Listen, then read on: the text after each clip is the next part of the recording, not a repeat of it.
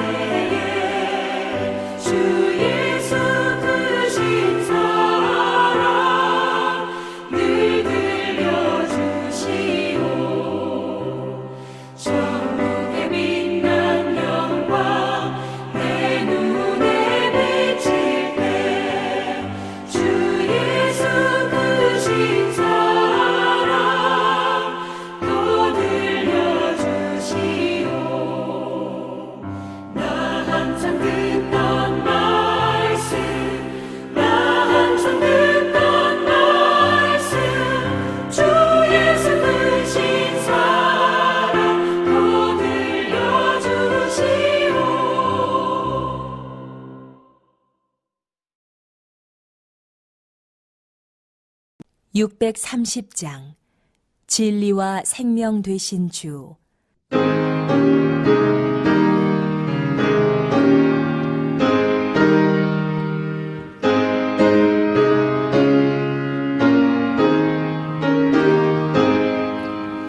진리와 생명 되신 주, 이번에 같이 옵니다. 믿음과 소망 사랑에 한마음 되게 하소서.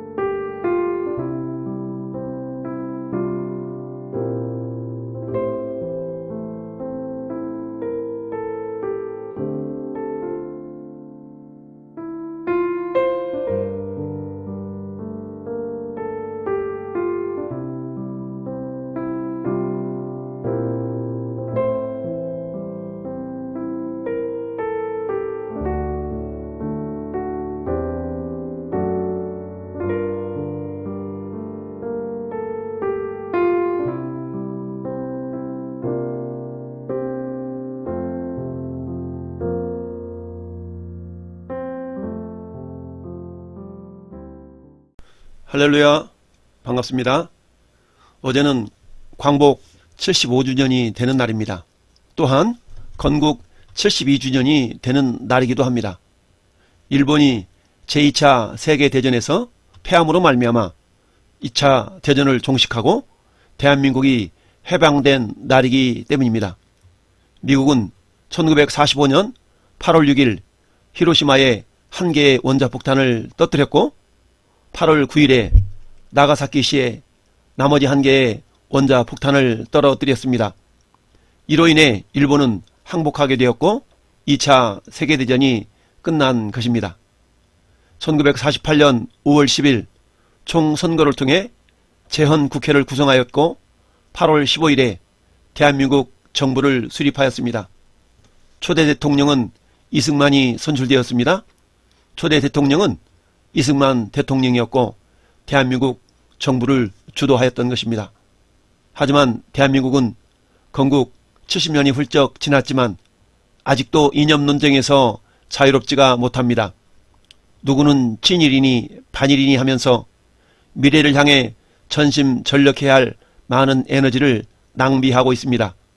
이 모든 것의 논점은 과연 누구를 위해 일을 하였는가에 대한 문제입니다.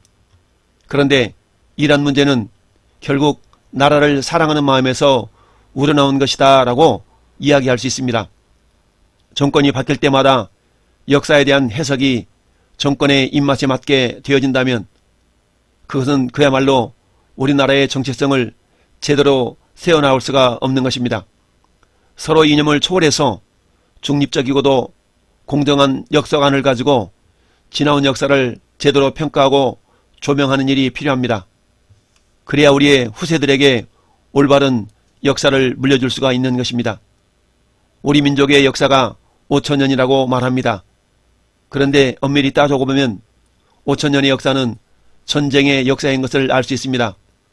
수많은 전쟁 속에서도 오늘 우리나라가 존재할 수 있었던 것은 하나님의 은혜가 아닐 수 없습니다. 그런데 성경의 역사도 어쩌면 전쟁의 역사라고 할 수 있습니다. 오늘 본문에도 전쟁에 대한 이야기가 등장을 합니다. 그 전쟁은 아브라함의 조카 롯과 연관이 되어 있습니다. 오늘 본문 앞단락에서 지금의 이스라엘 지역에서 발생한 전쟁 이야기가 기록이 되어 있습니다. 그 가운데서도 이전에는 아브라함의 조카 롯에 대한 이야기가 등장을 합니다. 함께 읽은 본문을 중심으로 11조 다시 쓰임받는 은혜라는 제목으로 말씀의 은혜를 나누도록 하겠습니다. 우리들이 아는 것처럼 하나님은 시대마다 사람을 선택해서 부르시고 하나님의 뜻을 이루어 가도록 사명을 주셨습니다. 첫째, 아담과 하와를 쓰신 하나님에 대해서 살펴보겠습니다. 하나님은 이 땅에 에덴 동산을 세우시고 그곳을 아담과 하와 두 사람에게 맡기셨습니다. 하나님은 아담과 하와를 지으시고 사명을 주신 것이지요. 그것은 창세기 1장 27절 28절에 기록이 되어 있습니다. 하나님이 자기 형상 곧 하나님의 형상대로 사람을 창조하시되 남자와 여자를 창조하시고 하나님이 그들에게 복을 주시며 하나님이 그들에게 이르시되 생육하고 번성하여 땅에 충만하라. 땅을 정복하라. 바다의 물고기와 하늘의 새와 땅에 움직이는 모든 생물을 다스리라 하시니라. 이것을 하나님께서 사람에게 주신 5대 문화명령이라고 합니다. 그런데 이 명령을 감당해내기 위해서는 반드시 필요한 것이 있는데 능력과 방법입니다. 그 능력과 방법을 얻는 것을 복이라고 합니다. 따라합시다. 아담과 하와는 복을 받았습니다. 네, 그렇습니다. 무엇을 위해서? 사명을 위해서. 사명을 다른 말로 표현하면 하나님의 일입니다. 즉 하나님은 하나님 자신의 일을 위해서 사람을 지으셨고 그 일을 감당하도록 능력과 방법을 주셨는데 이것이 복입니다. 그래서 창세기 1장 28절에 하나님께서 아담과 하와에게 5대 문화명령을 내리시기 전에 먼저 하신 일이 복을 주시는 일이었습니다. 하나님께서 아담과 하와에게 내리신 5대 문화명령은 한마디로 말하면 하나님의 일입니다. 이 하나님의 일은 생명을 살리는 일이며 생명을 지키는 일인 것입니다. 하나님 이처럼 하나님의 일을 홀로 스스로 하시지 않으시고 사람을 지으셔서 그들에게 능력과 방법을 주셔서 감당하도록 하셨습니다. 하나님은 아담과 하와가 하나님의 일을 감당하는 모습을 보시면서 기쁨을 누리셨습니다.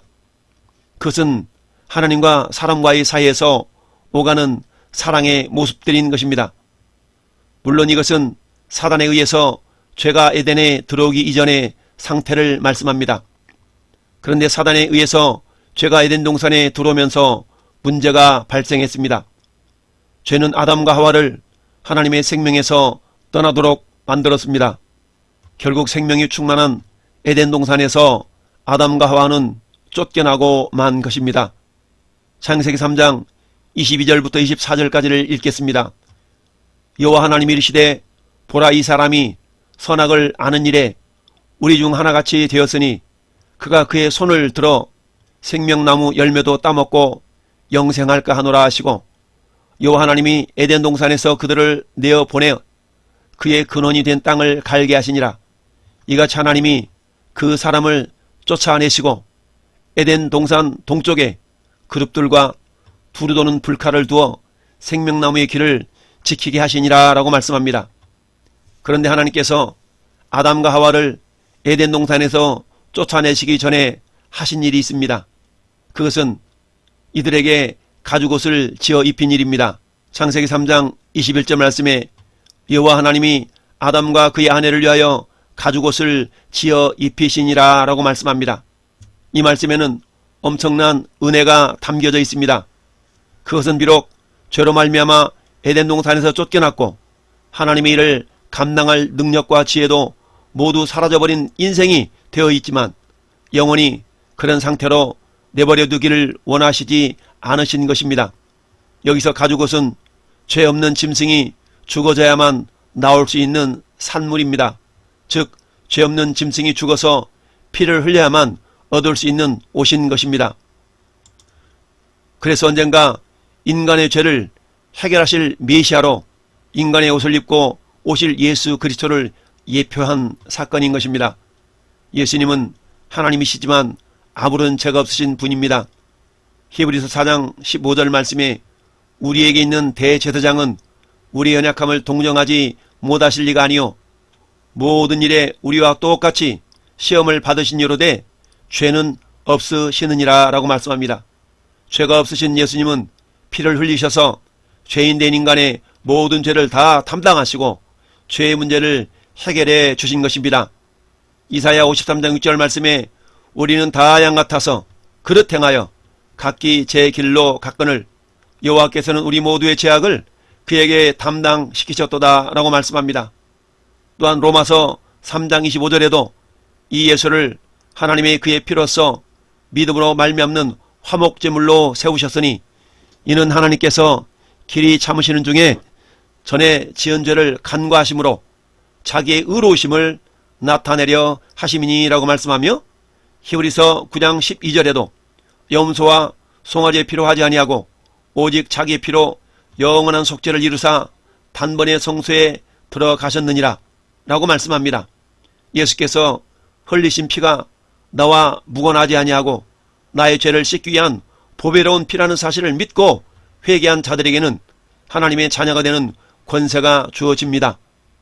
또한 로마서 13장 14절에도 오직 주 예수 그리스도로 옷 입고 정욕을 위하여 육신의 일을 도모하지 말라라고 말씀합니다.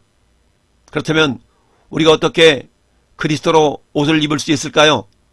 갈라디아서 3장 27절은 이렇게 말씀합니다.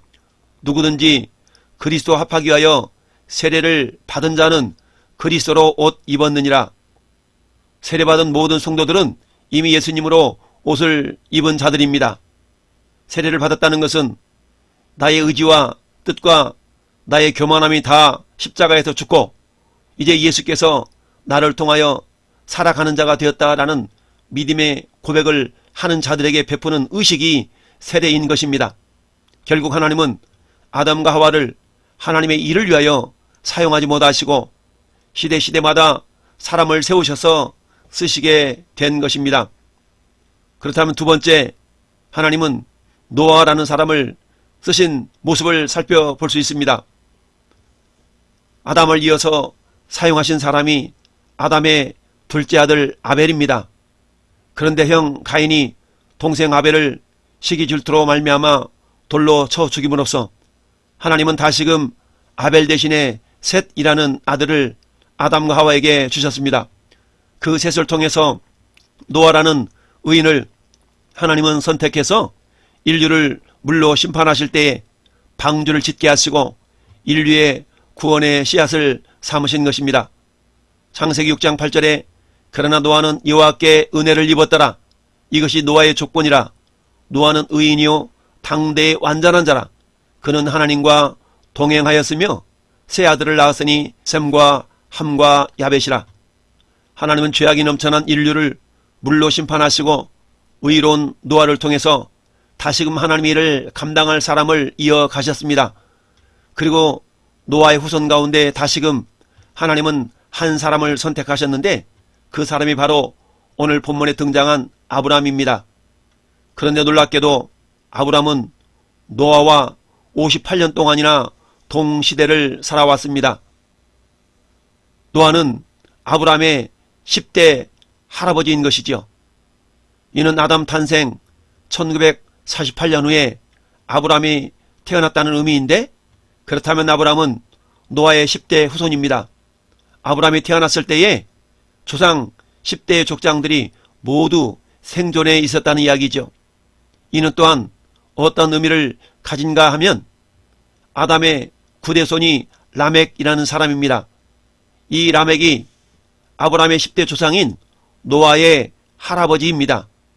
이게 왜 중요하냐 하면 우리 인류의 조상 아담이 그 후손 라멕은 아담과 56년 동안이나 동시대를 살았다는 이야기입니다.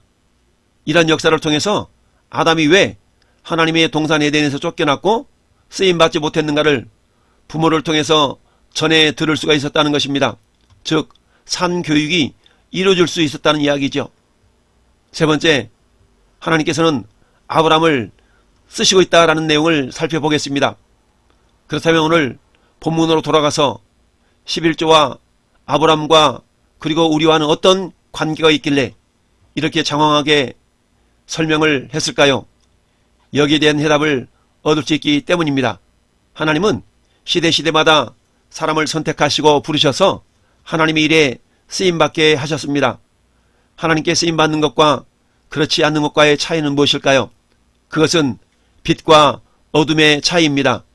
하나님께 쓰임받는 것이 빛이라면 쓰임받지 못하는 것이 어둠입니다.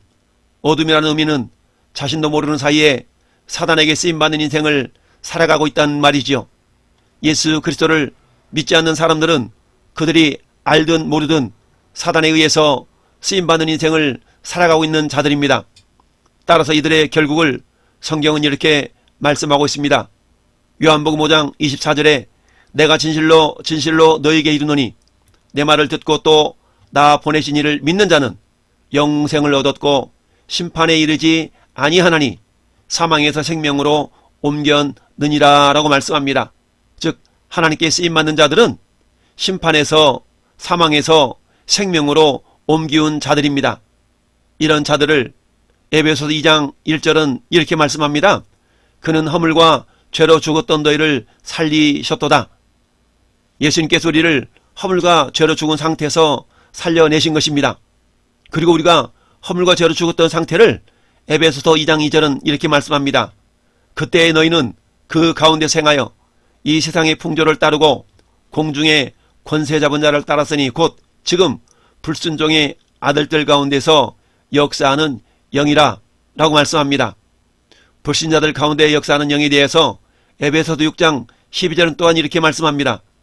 우리의 씨름은 혈과 육을 상대하는 것이 아니요 통치자들과 권세들과 이 어둠의 세상 주관자들과 라고 말씀합니다. 이 어둠의 세상 주관자가 누구입니까? 사단입니다. 우리는 이 사단과의 싸움에서 승리하는 자들이 되어야 됩니다. 이 어둠의 세상 주관자들은 그 옛날 에덴 동산에서 아담과 하와를 미혹해서 죄를 짓게 했고 결국 에덴에서 쫓겨나도록 역사했던 존재입니다. 그래서 사단에게 쓰임받는 사람들은 결국 심판의 부활로 이르게 됩니다. 이는 지옥 자식이 된다라는 말입니다. 요한복음 5장 29절에 선한 일을 행한 자는 생명의 부활로 악한 일을 행한 자는 심판의 부활로 나으리라 라고 말씀합니다. 그런데 우리들은 예수 그리스도로 말미암아 의의 옷을 입은 자들입니다. 즉 생명의 부활에 이를 수 있는 자들이라는 말이죠.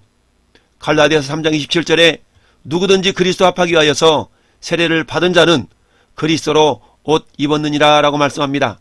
자, 다시 본문으로 돌아가서 노아와 58년을 동시대에 생존했던 아브라함을 하나님은 우상의 도시 갈대아 우르에서 불러내셨습니다.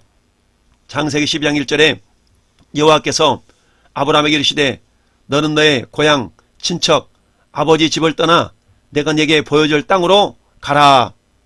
내가 너로 큰 민족을 이루고 네게 복을 주어 내 이름을 창대하게 하리니 너는 복이 될지라 라고 말씀합니다. 이것은 하나님께서 아브라함과 맺으신 7번의 언약 가운데 첫 번째의 언약입니다. 하나님이 아브라함과 몇 번의 언약을 맺었다고요? 네, 그렇습니다. 하나님은 아브라함과 7번의 언약을 맺으셨는데 이 언약을 통해서 하나님이 하신 일과 그 목적은 무엇일까요? 언약의 목적은 하나님의 나라에 있습니다. 나라를 구성하기 위한 조건이 국민과 영토와 주권이 있는 것처럼 하나님의 나라도 하나님의 백성과 하나님의 주권과 하나님의 영토가 있어야만이 이루어지는 것이죠. 그래서 하나님은 에덴 동산에서 아담과 하와를 통해 영원한 하나님 나라를 이루며 살기를 원하셨던 건데 사단에 의해서 죄가 들어오므로 하나님의 뜻이 훼손되고 만 것입니다. 그러나 하나님의 뜻은 결코 사라지지가 않습니다. 잠언서 19장 21절 말씀에 사람의 마음에는 많은 계획이 있어도 오직 여호와의 뜻만이 완전히 서리라. 하나님의 계획하신 일은 아무리 마귀 사단이 방해한다 할지라도 마침내 완전하게 이루어진다라는 의미이죠. 그렇습니다.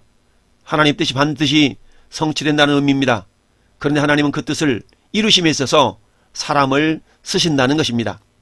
따라서 우리가 사단에게 쓰임받는 어둠의 자식들이 아니라 하나님께 쓰임받는 빛의 자녀임을 무엇으로 증명할 수 있을까요? 그것을 오늘 본문이 말씀해 주고 있습니다. 오늘 본문의 배경이 1절에서 16절 사이에 나타나 있습니다. 하나님은 창세기 12장 1절에서 세 가지를 떠나라 라고 명령했습니다. 그것은 고향과 친척과 아버지 집입니다. 고향인 우르는 이미 떠나서 아브람은 지금 아버지와 조카 롯과 부인 사라와 함께 하란 땅에 머물러 있는 것입니다. 하나님은 아브람을 쓰시기 위해서 두 번째 분리, 즉 아버지와 분리를 성취하십니다. 그래서 아브람은 145세 된 아버지 데라를 하란에 남겨두고 부인과 조카 롯과 함께 가나안 땅에 도착을 합니다. 이때의 나이가 75세였습니다. 그런데 여전히 아브람은 아직 친척과의 완전한 분리가 되어 있지 않았습니다. 그래서 하나님은 창세기 13장에 조카 롯과 분리를 이끌어 가십니다. 그리고 롯이 떠난 후에 하나님은 다시금 아브람과 두 번째 언약을 맺습니다. 그 내용이 창세기 13장 14절에서 18절 사이에 기록이 되어 있습니다. 그리고 오늘 창세기 14장에 와서 전쟁 이야기가 나옵니다. 이 전쟁의 핵심은 하나님께서 아브람을 하나님의 사람으로 빚어가시는 과정 속에서 나타난 사건입니다. 다른 말로 말하면 하나님의 일을 위하여서 쓰임받는 사람으로 빚어가고 있다라는 말씀이죠. 그 하나님의 일은 생명을 살리며 생명을 지키는 일입니다. 오늘 본문에는 두 연합군의 전쟁에 대한 이야기가 나옵니다. 아브람이 조카 롯과 헤어져서 살던 그 시대에 가나안 지역에는 사해를 중심으로 해서 북쪽에는 4개의 연합국가가, 남쪽으로는 5개의 연합국가가 형성되어서 서로 경쟁 관계에 살고 있었습니다. 그런데 북쪽의 4개의 연합군이 남쪽에 있는 5개의 연합군을 다스리면서 그들로 하여금 북쪽의 4개 연합군을 섬기도록 하였습니다. 1년 섬겨, 2년 섬겨, 12년 동안 남쪽의 5개 연합군이 북쪽의 연합군을 섬기다가 결국 배반을 하게 됩니다. 그 일로 결국 남북 연합군 사이에 전쟁이 일어나게 되었습니다. 그런데 아브라함의 조카 롯이 속해 있던 지역이 남쪽에 소돔과 고모라 왕국이 있었던 지역입니다. 두 연합군의 싸움에서 남쪽 연합군이 패배를 하는 바람에 아브라함의 조카 롯과 재물 그리고 그 지역의 사람들이 사로잡혀 가고 말았습니다. 그런데 오늘 본문 13절 말씀을 보니까 사로잡혀 가던 남쪽 사람 가운데 한 사람이 도망을 와서 아브라함에게 이 사실을 전달한 것입니다.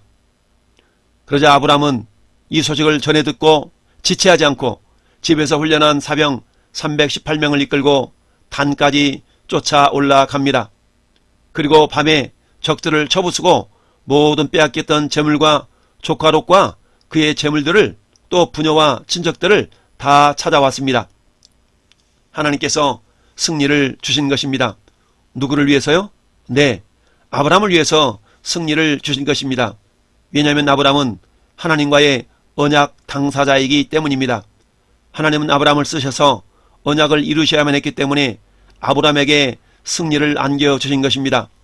물론 아브라함은 하나님 언약을 믿고 패배를 두려워하지 않고 생명의 위협을 무릅쓰고 전쟁에 나아가서 생명을 구원해낸 것입니다.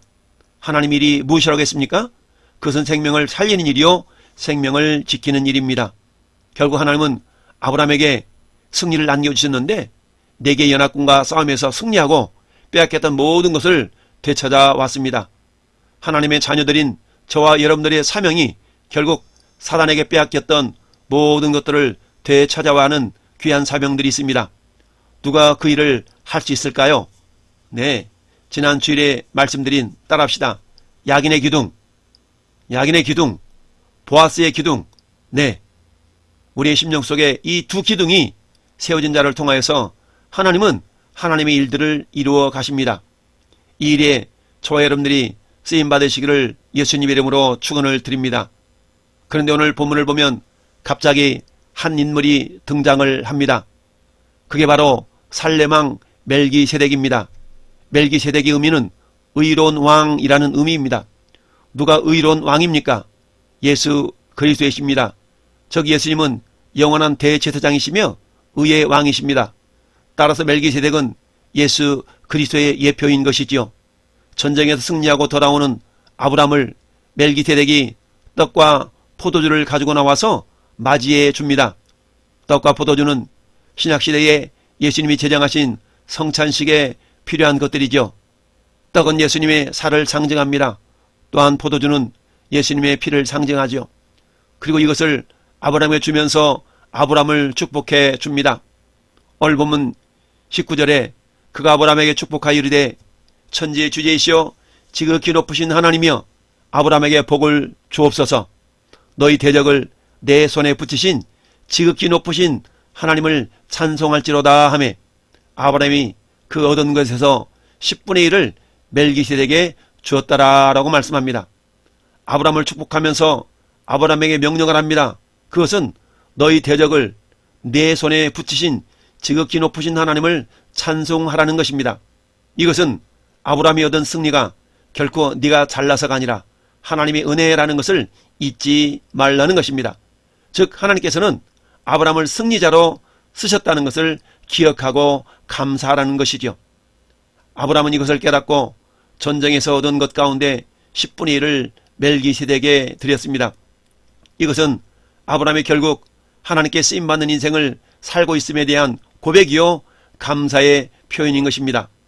이것은 아브람이 자신의 생명의 위협에도 불구하고 다른 이들의 생명을 구원하는 일에 몸을 사리지 않는 희생의 모습을 보여준 것에 대해서 하나님께서 인정해 주셨다는 것을 깨닫는 기쁨의 표현인 것입니다.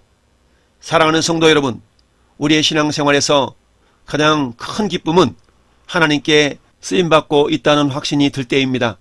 아브람은 이런 확신이 들었기 때문에 멜기세덱에게 11조를 드렸던 것입니다. 이는 오늘을 사는 저와 여러분들에게도 동일한 원리를 제공합니다. 예수님이 십자가 고난을 받으시기 전 대제사장적 기도를 드린 사건이 있습니다. 이것이 요한복음 17장에 기록이 되어져 있습니다. 예수님은 여기서 이렇게 기도합니다. 요한복음 17장 11절 말씀입니다. 나는 세상에 더 있지 아니하오나 그들은 세상에 있사옵고 나는 아버지께로 가옵나니 걸어가신 아버지여 내게 주신 아버지의 이름으로 그들을 보존하사 우리와 같이 그들도 하나가 되게 하옵소서. 내가 그들과 함께 있을 때에 내게 주신 아버지의 이름으로 그들을 보존하고 지켰나이다. 그 중에 하나도 멸망하지 않고 다만 멸망의 자식뿐이오니 이는 성경을 응하게 함이니라. 내가 지금 아버지께로 가오니 내가 세상에서 이 말을 하옵는 것은 그들로 내 기쁨을 그들 안에 충만히 가지게 하려 함이니이다 라고 예수님이 기도하셨습니다. 예수님은 또한 달란트 비유에서도 동일한 원리의 말씀을 하고 계십니다. 마태복음 25장 20절에 5달란트를 받았던 자는 5달란트를 더 가지고 와서 이르되 주인이여 내게 5달란트를 주셨는데 보소서 내가 또 5달란트를 남겼나이다. 그 주인이 이르되 잘하였도다 착하고 충성된 종아 내가 적은 일에 충성하였음에 내가 많은 것을 내게 맡기리니 내 주인의 즐거움에 참여할지어다 하고 뿐만 아니라 문화의 비유에서도 같은 원리로 말씀하고 있습니다. 누가복음 19장 16절에 그 첫째가 와서 이르되 주인이여 당신이 한 문화로 10문화를 남겼나이다. 주인이 이르되 잘하였다 착한 종이여 내가 지극히 작은 것에 충성하였으니 10골 권세를 차지하라 하고 여기에 10골 권세를 차지하라는 것은 저 영원한 천국에서 다스리는 자가 된다는 말씀입니다. 천국에 들어가되 다스리는 자로 들어갈 수 있다는 말씀이죠. 계시록 20장 4절은 이렇게 기록합니다. 내가 또 보좌들을 보니 거기에 앉은 자들이 있어서 심판하는 권세를 받았더라. 또 내가 보니 예수를 증언함과 하나님의 말씀 때문에 목배임을 당한 자들의 영혼들과 또 짐승과 그의 우상에게 경배하지 아니하고 그들의 이마와 손에 그의 표를 받지 아니한 자들이 살아서 그리스도와 더불어 1000년 동안 왕노릇 하니라고 말씀합니다. 그렇습니다. 1000년 동안 왕노릇 할 수 있는 자, 즉 다스리는 자가 분명히 있다라는 말씀이죠. 오늘 본문을 통해서 하나님은 저와 여러분들에게 이렇게 말씀하고 계십니다. 너는 지금 누구에게 쓰임받는 인생을 살고 있느냐? 마귀에게냐? 하나님에게냐? 우리가 하나님께 쓰임받는 비결은 하나님만이 우리에게 생명을 주시는 분이라는 사실입니다. 생명을 주신다는 것은 우리에게 복을 주실 수 있는 분이라는 사실을 깨닫는 데 있습니다. 하나님은 오늘도 우리에게 복을 주셔서 생명을 살리기를 원하십니다. 그런데 누구를 사용하실까요? 대적을 내 손에 붙이시는 분이 하나님이심을 믿고 겸손히 주님을 의지하는 자입니다. 주님이 행하셨노라고 고백하는 자입니다. 주님이 자신의 인생의 주인임을 고백하는 자입니다. 그 증거로 11조를 주님께 드리고 있다면 이 사람은 하나님께 쓰시는 사람이요, 이 사람은 예수 그리스도로 옷 입은 자입니다. 에덴에서 하나님께서 아담과 하와에게 입혀주신 가죽옷을 예수 그리스도의 옷으로 갈아입은 자들인 것입니다. 사랑하는 성도 여러분, 우리 모두 주님이 주시는 생명으로 예수 그리스도의 일인 생명을 살리고 지키는 일에 귀하게 쓰임받는 주인공들이 되시기를 예수님의 이름으로 축원을 드립니다. 사도 바울은 디모데를 빌립보 교회에 보내면서 너밖에는 예수 그리스도를 생각하는 자가 없구나 라고 아쉬워했습니다. 하나님은 오늘 아브라함을 불러서 아브라함으로 빚어가기를 원하십니다.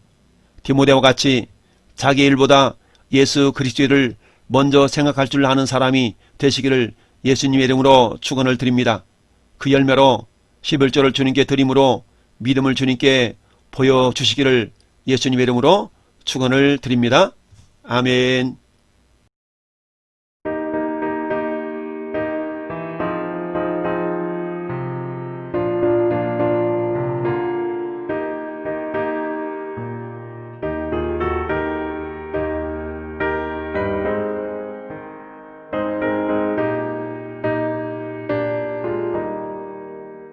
예수가 함께 계시니 시험이 오나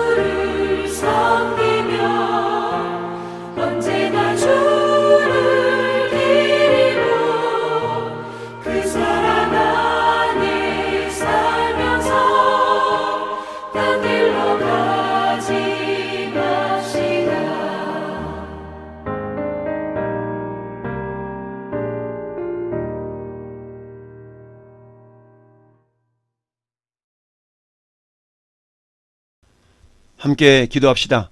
지금은 길이요 진리요 생명이신 우리 구주 예수 그리스도의 은혜와 오늘 이 시대에도 하나님의 일을 위해서 우리 성도들을 선택하셔서 쓰시는 아버지 하나님의 크신 사랑하심과 예수 그리스도를 옷 입고 어둠의 일을 벗어버리고 생명의 일에 쓰임받도록 도우시는 성령 하나님의 내주교통 감화감동 역사 충만하심이 사람의 일이 아닌 하나님의 일을 먼저 생각하고 행하는 우리 모든 성도들 머리 위에와 이 나라의 민족 위에 영원토록 함께 있을지어다. 아멘.